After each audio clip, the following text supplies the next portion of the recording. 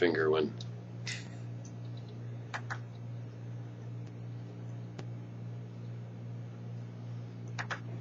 Greetings. My name is John Peterson. I'm the Executive Director with School Administrators. Today, as our special guest, we have Secretary of Education Tom Oster with us to discuss legislation. Tom, in the past, you've, I believe, got 60 minutes with the Secretary, so this is 10 minutes with School Administrators is what we have today. So being that we use YouTube and we only have 10 minutes, we're going to have to cover some of these items quickly. With that said, let's get right into some of the bills, Tom, and let's start out with 63. Senate Bill 63 is the charter bill. I know the charter bill is twofold. Our concern in the past has always been would it be under the control of the school board, and the way this bill is written, there is that part of it, and then the other part is your residential Native American part to it. So why don't you share a little information on that bill, Tom? Sure, thanks. It's good to be here, John.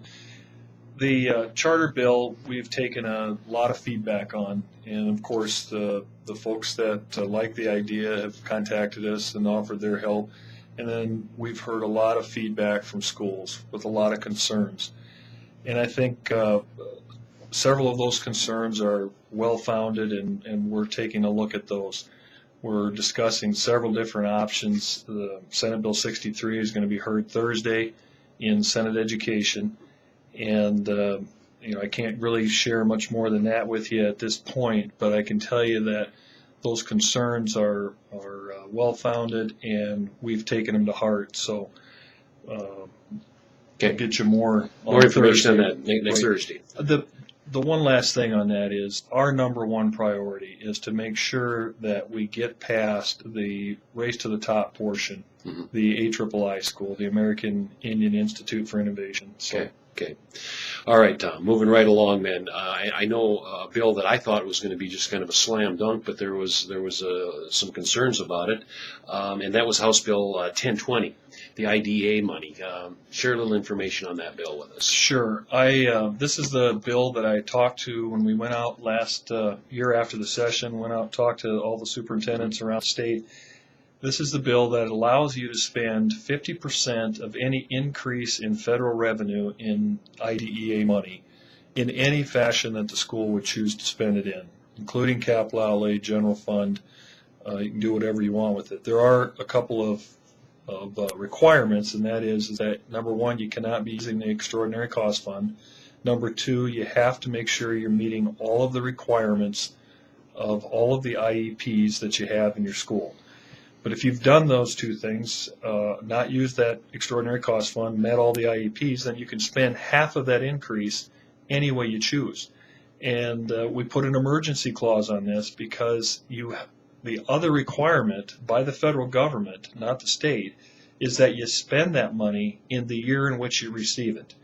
So even though this ARA money is good for 2 years, it's good for the 9-10 year and the 10-11 year. If you're going to take advantage of this 50% part, you have to expend those dollars prior to July 1, 2010.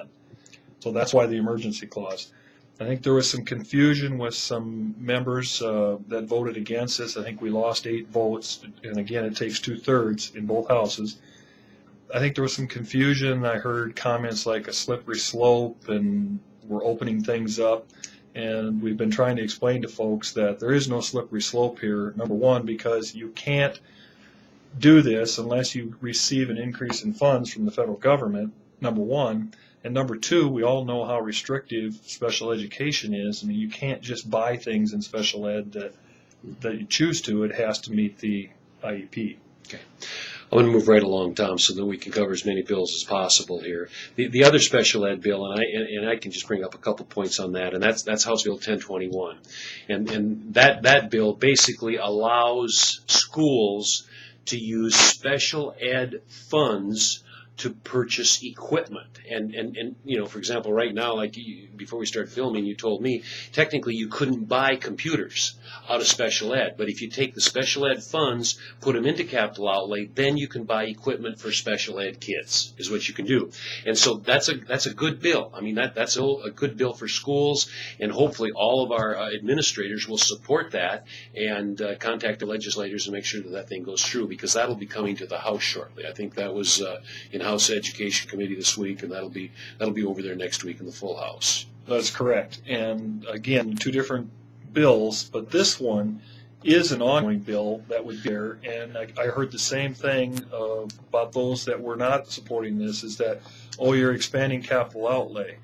Well, no, we're not expanding capital outlay. What we're doing, you could argue that we're expanding special ed, but all we're doing is allowing South Dakota to spend special ed money in the way that the federal government intended it to be spent.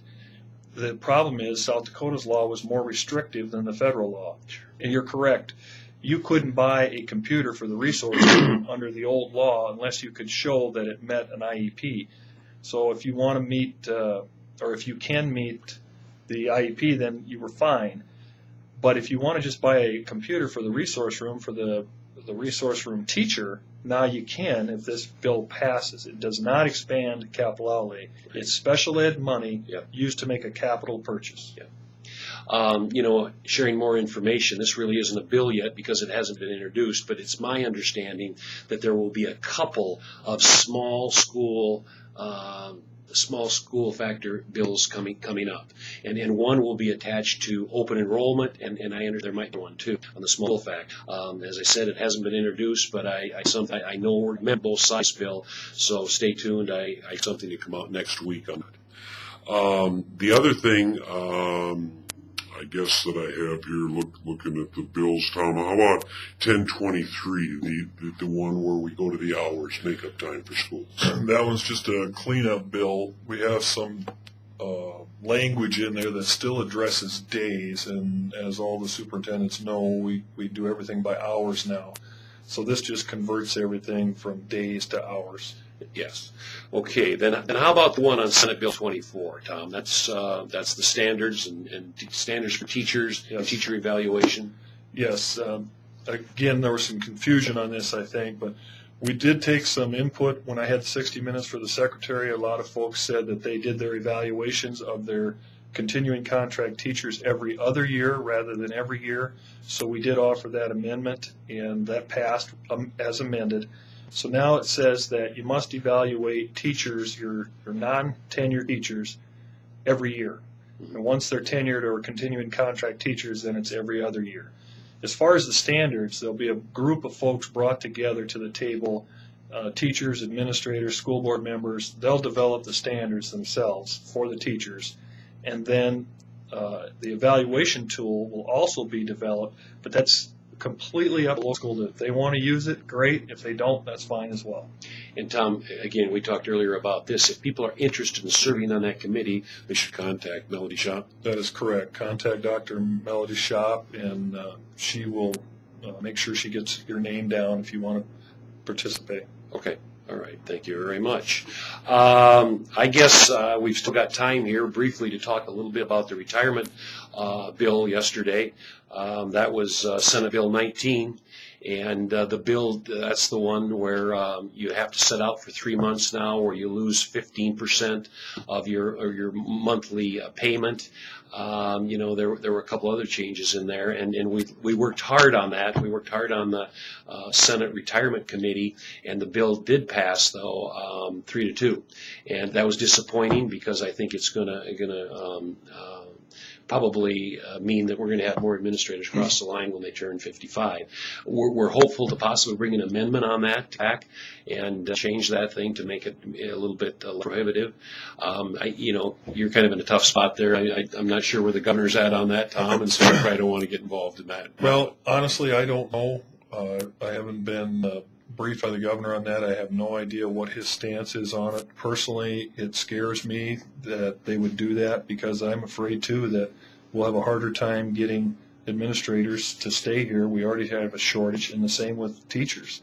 Yeah. I'm concerned that teachers will say, well, if I have to do that, I'll just retire and either leave the state or not come back. So, okay, thanks. I think we're about done. Thank you very much for tuning in.